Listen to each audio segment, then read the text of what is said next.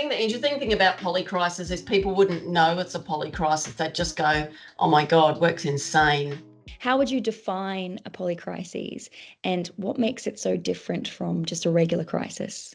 A polycrisis is a series of crises that sort of compound one another because they're interconnected. Often they have knock-on effects, and one crisis then makes the second crisis and the third crisis not only worse, but it kind of can bring it on. You know, the question around, has this always been around? Well, yes, probably, but not on steroids. People don't do particularly well if they're Right. having a number of concurrent events happening. And the knock-on effect of that is that if you've got a workforce of 20 people, 1,000 people, 5,000 people, if you've got multiple people having sort of a lot going on for them that they're navigating, that's cognitive load that they're not pointing into the business. So it is going to have a productivity impact. It's going to have a mental health impact.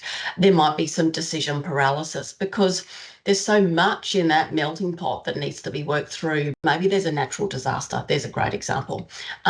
The natural disaster is emerging. You can watch it wherever you are, sort of as it's happening. And then there's pressure on the leader to respond almost ahead of what's happening, which is not even possible. When you get that much pressure and that much speed applied to leaders in organisations, it's hard for them to make sound decisions because there's no space. The environment feels intense and fast. And so the solution is, it's a bit like, well, we'll just run faster. You can't draw on your knowledge and your wisdom and your capability if you're running quick all the time. It might feel good because you might be sort of smashing some outcomes, but it doesn't give you long-term sustainable outcomes. And then the faster you run and the more reactive you become, then that just adds to the compounding effect. And of course, it heavily influences the culture. That's why burnout has risen so much. Yeah. We're not wired to work at speed that way and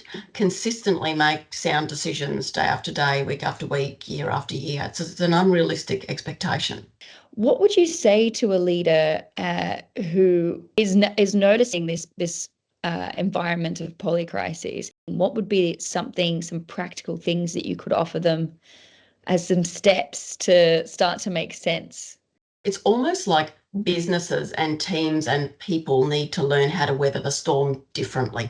And of course, the flip side of that is the more pressure you're under, the more likely you are to do things in a tried and tested way, you know, a safe way, which is going to be unlikely to solve the problem or get the result.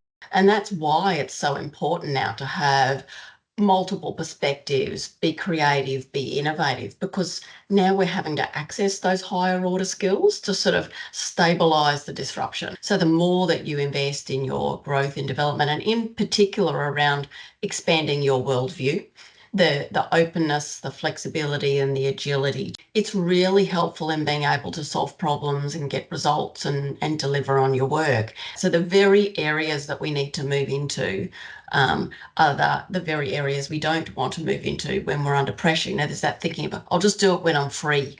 When there's a bit of space, that's when I'll do development. Your technical development or horizontal development, you can sort of schedule and build out your toolkit, sort of as and when required. But the development we're talking about is vertical development, which is about challenging your worldviews and taking on different perspectives and experiencing edge emotions, which are deeply uncomfortable. That's the last thing you want to be doing when you're feeling the urge to run quick. So I'm hearing almost taking a pause is probably the first step for any sort of unwinding any of it. The interesting thing is that's what burnout does. Burnout in a very simple way is the body just saying, no, I'm not going on any, it's time to pause. So that pause, that's the space that you get to reflect.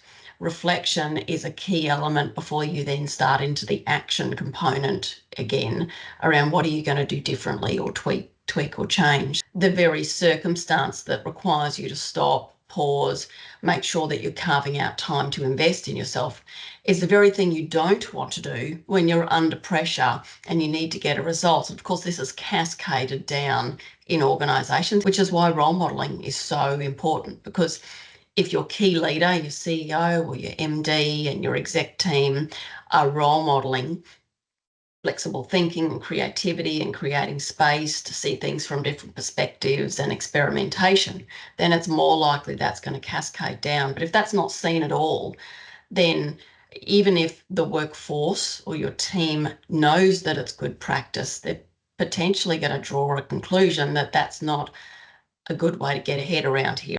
Pauses are good for yourself, your own well-being, your own growth and development, but they're also good for relatedness. So think about, someone that you have a relationship with, a friend or a child or your spouse. It's very hard to build trust if you don't pause and take time to connect and share ideas and show that they matter. And then if we take the word trust, that's one of the key areas in teams and in organisations that is fast diminishing. So you can see the connections when we sort of start to put them all on the table around the importance of pause and how much it actually serves